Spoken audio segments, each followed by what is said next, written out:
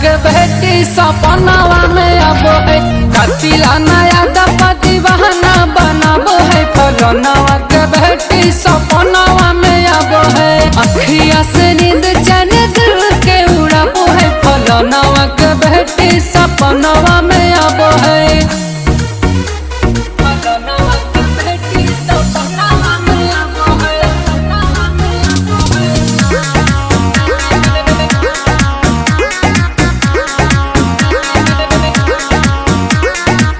भाव बड़ी खाती है, दिल को लुभाती है, नखरे दिखा के हमें पल पल सताती है।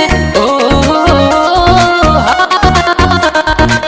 भाव बड़ी खाती है, दिल को लुभाती है, नखरे दिखा के हमें पल पल सताती है।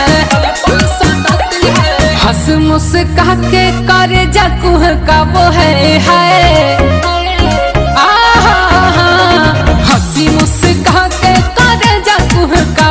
फलनवा के बेटी सपनावा में आबो है, अखिया से नींद चैन दिल के उड़ाबो है। फलनवा के बेटी सपनावा में आबो है।